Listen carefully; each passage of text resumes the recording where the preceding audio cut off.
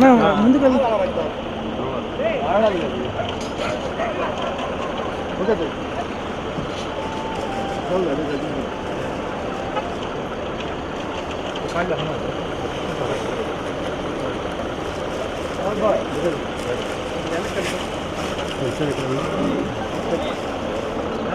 Sir sir sir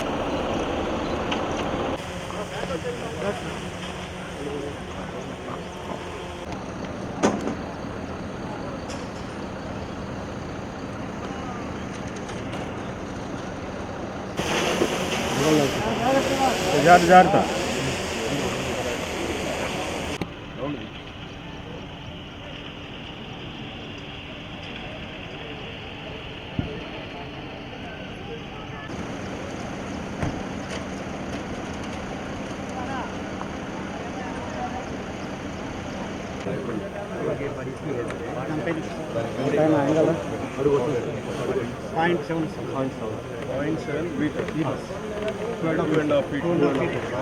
road level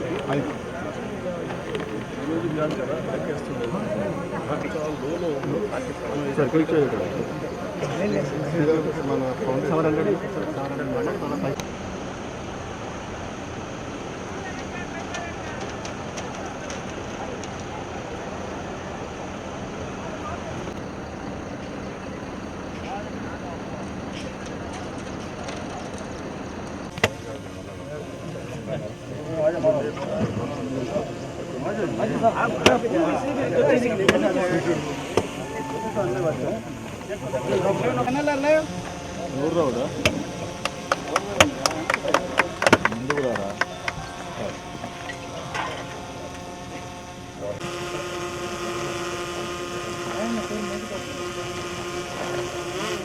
700 Ali Ali Ali पीछे 1 point हाँ बस बस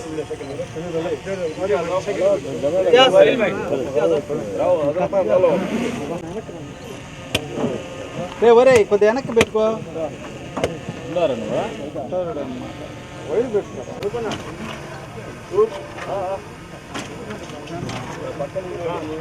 నిఖిల్ భాయ్ ఎంత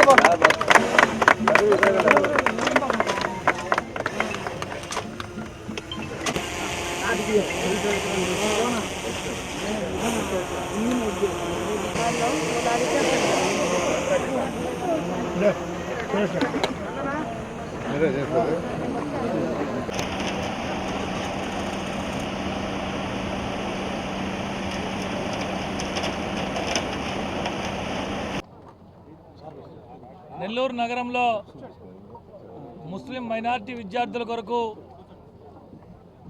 నిర్మిస్తున్నటువంటి school Abdul Kalam international school పనుల పరిశీలన నిమిత్తం ఈరోజు విచ్చేసిన గౌరవ రాష్ట్ర పురపాలక శాఖ మంత్రులు నారాయణ సార్ గారికి, రాష్ట్ర వక్ఫ్ బోర్డ్ చైర్మన్ పెద్దలు అబ్దుల్ అజీజ్ గారికి, విచ్చేసిన గౌరవ మేయర్ సుజాత గారికి, ఇతర ముస్లిం పెద్దలకు, కమిషనర్ గారికి అందరికీ నమస్కారం. నెల్లూరు నగరంలో మొట్టమొదటగా 2024 ఎన్నికలు అయిపోయిన వెంటనే ఏ విద్య ద్వారా అయితేనే ఈరోజు ఇంత ఉన్నత స్థానానికి నేను వచ్చానో అదే విద్య ప్రతి ఒక్క పేదవాడికి అందాలని ఒక ఆలోచన చేసి నగరంలో ఉన్నటువంటి అన్ని హై స్కూల్ని అంతర్జాతీయ ప్రమాణాలతో రూపుదిద్దాలని ఒక ఆలోచన చేసి రాష్ట్ర ప్రభుత్వం దగ్గర డబ్బులు లేకపోయినా సార్కున్నటువంటి విస్తృత పరిచయాలతో, విస్తృత సంబంధాలతో కొంత భాగం, మిగతా కొంత భాగం తమ కుటుంబం నుంచి వెచ్చిస్తూ నగరంలో ఉన్న అన్ని స్కూల్స్ని ఆధునీకరిస్తున్నారు. అందులో భాగంగా మొట్టమొదటగా పోయిన సంవత్సరం విఆర్ హై స్కూల్ని దాదాపు 15 నుంచి 18 కోట్ల రూపాయల వ్యయంతో దాన్ని పూర్తిగా ఆధునీకరించడమే కాకుండా ఈ రోజు వరకు దాని నిర్వహణ బాధ్యతలు కూడా వారి కుటుంబం ద్వారా, వారి చిన్న కుమార్తె అయినటువంటి శరణి గారి ద్వారా అన్నీ కూడా చేస్తూ ఉన్నారు. అందులో భాగంగా ఈ ప్రాంతంలో ముస్లిం మైనారిటీ విద్యార్థులు, పిల్లలు ఎక్కువగా ఉన్నటువంటి ఈ ప్రాంతంలో వారికి కావాల్సిన స్కూల్, మంచి స్కూల్ లేదని ఒకరోజు గౌరవ వక్ఫ్ బోర్డ్ చైర్మన్ అబ్దుల్ అజీజ్ గారితో డిస్కషన్ సందర్భంగా వచ్చినప్పుడు, సార్ మీరు కనుక స్కూల్ కట్టించే పని అయితే 5 ఎకరాల స్థలం ఇక్కడ వక్ఫ్ బోర్డ్ స్థలం ఉంది అని చెప్పి మాట్లాడి, రూరల్ శాసనసభ్యులతో మాట్లాడి ఈరోజు ఇక్కడ అంతర్జాతీయ ప్రమాణాలతో త్వరలో ముస్లిం మైనారిటీ విద్యార్థుల కొరకు అబ్దుల్ కలాం అంతర్జాతీయ స్కూల్ శరవేగంగా నిర్మాణం జరుగుతుంది. ఒక్కొక్క ఫ్లోరు 13,000 చదరపు అడుగులతో, 4 ఫ్లోర్లు 52,000 చదరపు అడుగులతో 5 ఎకరాల సువిశాలమైన విస్తీర్ణంలో ఈ స్కూల్ని నిర్మించబోతూ ఉన్నారు.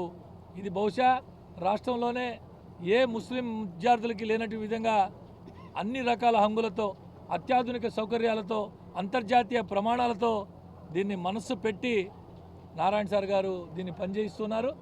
ఇప్పటికీ ఇక్కడికి రావడం నాకు తెలిసి ఒక 7-8 సార్లు 10 సార్లు నారాయణ సార్ స్వయంగా వచ్చారు.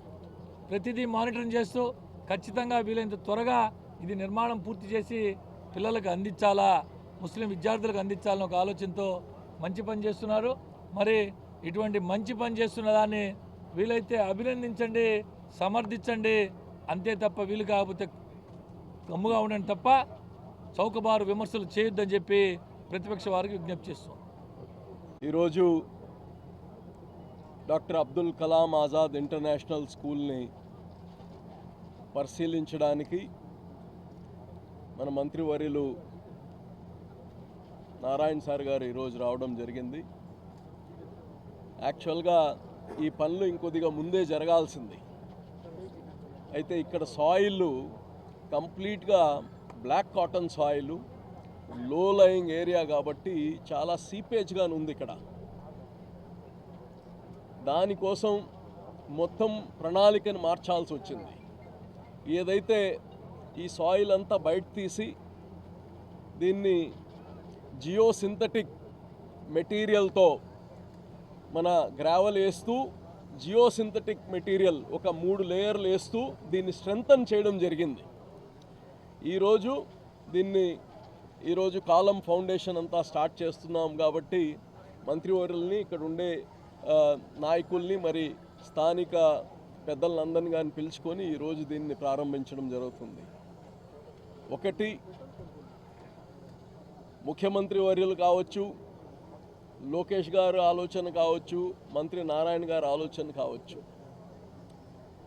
పేద బిడ్డలకు విద్య అనేది ఎక్కడ కానీ ఇబ్బంది లేకుండా చేయాలి. పేదరికం అనేది విద్యకు అడ్డు కాకూడదు. అందరికీ సమానమైన అవకాశం ఇవ్వాలి అనే ఒక లక్ష్యంతో ఈరోజు రాష్ట్రం మొత్తం కానీ స్కూళ్ళన్నీ ఆధునీకరణ, ఇన్ఫ్రాస్ట్రక్చర్ని డెవలప్ చేయడం, అలాగనే ప్రత్యేకంగా నెల్లూరులో దాదాపు 15 స్కూల్స్, ఇవన్నీ నారాయణ సార్ గారి యొక్క ఇన్ఫ్లుయెన్స్తో, ఆయనకు ఉండే మంచి సంబంధాలతో సిఎస్ఆర్ ఫండ్స్ తీసుకొచ్చి, ఉదాహరణకి విఆర్ కాలేజ్ చేశారు. నారాయణ సార్ వాళ్ళ ఫ్యామిలీ మెంబర్సు, పిల్లలు, అలాగనే ఎన్సిసి వాళ్ళు కలిసి చేశారు. అద్భుతంగా వచ్చింది. దాని తర్వాత ఆర్ఎస్ఆర్ స్కూళ్ళు మన ఎంపీ గారు వేమిరెడ్డి ప్రభాకర్ రెడ్డి గారి ద్వారా చేయిస్తున్నారు. అలాగనే డిఎస్ఆర్ గ్రూప్ ఏదైతే ఉందో వాళ్ళ ద్వారా మూలాపేటలో ఒక స్కూలు ఆల్మోస్ట్ కంప్లీషన్ స్టేజ్కి వచ్చింది. అద్భుతంగా ఉంది, చాలా అందంగా ఉంది.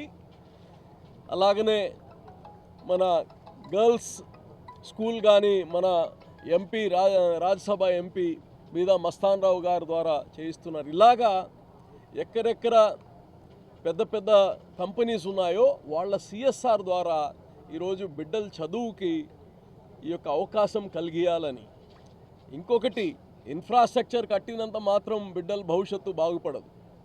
దానికి కావాల్సిన కరికులం, దానికి కావాల్సిన అన్ని విద్యలో మార్పులు కానీ తీసుకొని వచ్చి ఇక్కడ బిడ్డలకు మంచి భవిష్యత్తు వచ్చేటట్టు చేస్తున్నారు. మరి భారతదేశంలోనే వక్ఫ్ బోర్డు స్థలాల్లో ఇటువంటి ఒక మంచి స్కూల్, ఒక ఇంటర్నేషనల్ స్టాండర్డ్ స్కూల్ కట్టడం ఇదే మొట్టమొదటిసారి.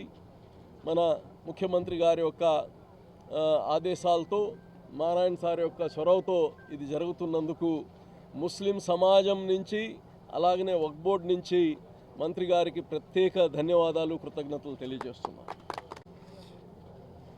ఈరోజు వర్క్ బోర్డ్ సైట్లో ఏదైతే స్కూల్ నిర్మించాలని నిర్ణయించామో దానికి సంబంధించి కాలం స్ట్రక్చర్ మొదలుపెట్టారు. అయితే ఇక్కడ ఫౌండేషన్ యాక్చువల్గా కొంత వీక్ అని ఎవరైతే దీన్ని టేకప్ చేశారో వాళ్ళు దాని మీద యాక్చువల్గా ఫౌండేషన్ ఫస్ట్ స్ట్రెంథన్ చేస్తే కన్స్ట్రక్షన్ స్టార్ట్ చేస్తామని ఇన్ని రోజులు ఫౌండేషన్ స్ట్రెంథన్ చేశారు ఉన్న లేటెస్ట్ టెక్నాలజీని ఉపయోగించి.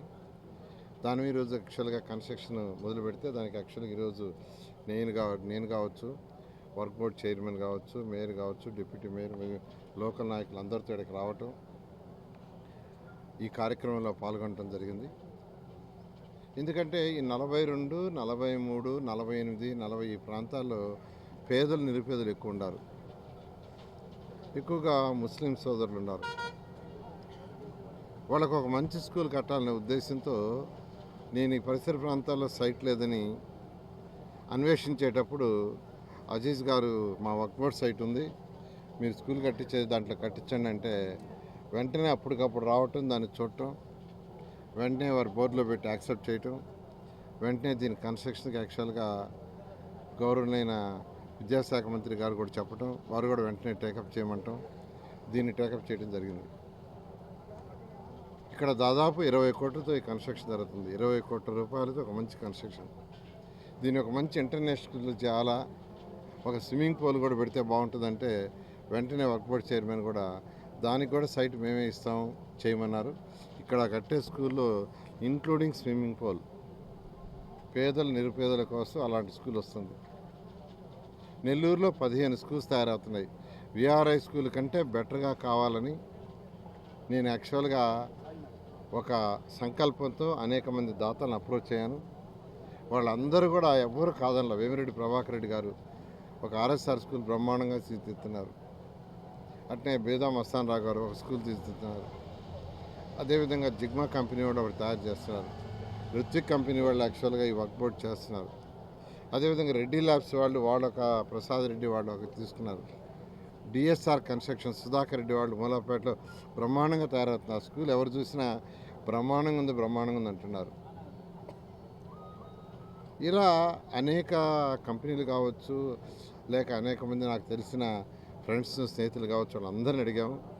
వాళ్ళందరూ కూడా వచ్చారు. టీవీఎస్ స్కూటీ వాళ్ళు యాక్చువల్గా ఒకటి టేకప్ చేశారు. ఆంటోనీ గ్రూప్ వాళ్ళు ఒకటి స్టార్ట్ చేశారు. ఇట్లా ఒక్కొక్కరి దగ్గర రిక్వెస్ట్ చేశాను. వాళ్ళందరూ కూడా ముందుకు వచ్చారు. ఈ స్కూల్స్ అన్నీ తయారైతే 15,000 మంది పేదలు నిరుపేదల పిల్లలకి హై క్వాలిటీ ఆఫ్ ఎడ్యుకేషన్, బిల్డింగ్లు ఇవ్వటమే కాదు, దాని లోపల ఇన్ఫ్రాస్ట్రక్చరే కాదు, అక్కడ క్వాలిటీ ఆఫ్ టీచింగ్ కూడా ఇవ్వాలనే ఉద్దేశంతో ఈరోజు ముందుకు చేస్తున్నాం. ఇదంతా గౌరవ విద్యాశాఖ మంత్రి గారు లోకేష్ గారు ఈ రాష్ట్రంలో ఎడ్యుకేషన్ నెంబర్ 1గా చేయాలి, భారతదేశంలో నెంబర్ 1గా చేయాలని అనేక రిఫార్మ్స్ చేస్తున్నారు. ఆ రిఫార్మ్స్లో భాగంగానే వారిచ్చే యొక్క సూచనల మేరకు ఈ స్కూల్స్ అన్ని టేకప్ చేస్తున్నాం. అదేవిధంగా నెల్లూరులో మీకు తెలుసు end to end roads take up చేసాం. అంటే రోడ్డుకు ఆ ఎడ్జ్ నుంచి ఎడ్జ్ దాకా కంప్లీట్గా end to end roads, cement roads ఉండాలని. ఆ ఎండ్ టు ఎండ్ రోడ్స్ ఎందుకంటే డస్ట్ లేని నగరం కావటానికి, దుమ్ము లేని నగరం కావాలంటే ఒకటే మార్గం ఎండ్ టు ఎండ్స్. ఈరోజు కేంద్ర ప్రభుత్వం కూడా దానికి సపోర్ట్ చేస్తుంది. అదేవిధంగా డ్రైన్స్, అదేవిధంగా యూజీడీ ఎంతో వేగవంతంగా జరుగుతుంది. అది డిసెంబర్ ఎండింగ్కి దాదాపు పూర్తవుతుంది. అదేవిధంగా సంగం బ్యారేజ్ నుంచి వచ్చే వాటర్ ఏదైతే గత ప్రభుత్వం ఆపేసిందో అది డివిజన్ వైజ్ యాక్చువల్గా కనెక్షన్స్ ఇస్తూ వస్తున్నారు. అది కూడా డిసెంబర్ ఎండింగ్కి పూర్తవుతుంది. ఈ విధంగా అనేక పనులు జరుగుతున్నాయి. ఇవి కాకుండా ఎక్కడైతే మిగిలిపోయిన యూజీడీ కావచ్చు, డ్రైన్స్ కావచ్చు, దానికి 750 కోట్లు శాంక్షన్ అయింది. రాష్ట్రంలోని 123 మున్సిపాలిటీస్కి ఏషియన్ ఇన్ఫ్రాస్ట్రక్చర్ ఇన్వెస్ట్మెంట్ బ్యాంక్ ద్వారా కానీ, యుఐడిఎఫ్ ద్వారా కానీ, అమృత్ 2.0 కానీ 14,000 కోట్ల రూపాయలు గౌరవ ముఖ్యమంత్రి గారు శాంక్షన్ చేశారు. 14,000 కోట్ల రూపాయలు టెండర్లు అయిపోయినాయి. 123 మున్సిపాలిటీస్లో వర్క్స్ గ్రౌండ్ అయినాయి. 120 ఇవన్నీ కూడా 2 సంవత్సరాలు పూర్తవుతాయి. 2 సంవత్సరాలు పూర్తయితే బ్రహ్మాండమైన ఇన్ఫ్రాస్ట్రక్చర్ వస్తుంది. ఇదే గత ప్రభుత్వం అయితే అవన్నీ ఆపేసింది. 2014-19లో 2019 ఫిబ్రవరిలో 2019 ఫిబ్రవరి అప్పుడు నేనే మంత్రిని ఈ శాఖకి 5,350 కోట్లతో ఏషియన్ ఇన్ఫ్రాస్ట్రక్చర్ ఇన్వెస్ట్మెంట్ బ్యాంకులో లోన్ శాంక్షన్ చేస్తే గత ప్రభుత్వం దాన్ని వాడకుండా దాన్ని వదిలేసింది. అసలు ఎవరు వదిలేరు. ఏషియన్ ఇన్ఫ్రాస్ట్రక్చర్ ఇన్వెస్ట్మెంట్ బ్యాంక్ ద్వారా లోన్ వచ్చిందంటే అది లో ఇంట్రెస్ట్, రీపేమెంట్ ఒక 30 years ఉంటుంది. ఎవరు వదలరు. కానీ గత ప్రభుత్వం వదిలేసింది. మళ్ళా ఈ ప్రభుత్వం రాగానే గవర్నర్ ముఖ్యమంత్రి గారు మళ్ళా కేంద్రంతో మాట్లాడి దాన్ని రివైజ్ చేయించారు. ఇలా గత ప్రభుత్వం చేసిన అవకతవకలన్నింటినీ ఈ ప్రభుత్వం వచ్చిన సరిదిద్దుతూ ఈ 2 సంవత్సరాల్లో, అదేవిధంగా స్వచ్ఛ భారత్లో కేంద్రం 3,000 కోట్లు శాంక్షన్ చేస్తే దాన్ని వాళ్ళ ఎందుకు వాడలేదంటే వాళ్ళు ఇచ్చే పర్సంటేజ్కి మనం మ్యాచింగ్ ఇవ్వాలి. ఫస్ట్ ఇన్స్టాల్మెంట్ వాళ్ళు 250 కోట్లు ఇస్తే మన మ్యాచింగ్కి అది ఆగిపోయింది. మళ్ళీ ఈ ప్రభుత్వం రంగాన్ని అవన్నీ రివైజ్ చేసాం. ఈ విధంగా గత ప్రభుత్వం ఆర్థిక వ్యవస్థను ఎలా నడపాలో తెలియక, కేంద్రం ఇచ్చే ఫండ్స్ని కూడా వాడక అవన్నీ ఆగిపోతే ఈ ప్రభుత్వం వచ్చిన తర్వాత అవన్నీ రివైజ్ చేయడానికి దాదాపు 2 సంవత్సరాల సమయం పట్టింది. అన్నీ రివైజ్ అయినాయి, టెండర్లు పిలిచాము, గ్రౌండ్ అవుతున్నాయి.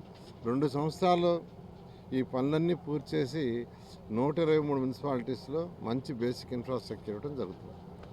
ఎంతో చక్కగా, ఎంతో ట్రాన్స్పరెంట్గా ఎన్నో లీగల్ కేసులున్నా వాటిలన్నింటినీ అందరితో సంప్రదించి గవర్నర్ విద్యాశాఖ మంత్రి గారు వాళ్ళందరితో అనేక దఫాలు మీటింగ్లు పెట్టి, వారు మీటింగ్లు పెట్టారు, అధికారుల దగ్గర మీటింగ్ పెట్టించి కోర్టు కేసులను విత్డ్రా చేయించి చాలా చక్కగా ఎగ్జామ్స్ కండక్ట్ చేసి పోస్టులు ఇచ్చారు. దాన్ని కూడా మాట్లాడుతున్నారంటే వాళ్ళు ఏం మాట్లాడుతారు, వాళ్ళకి ఏం సబ్జెక్ట్ లేక నోటికి వచ్చేట్టు మాట్లాడుతున్నారు.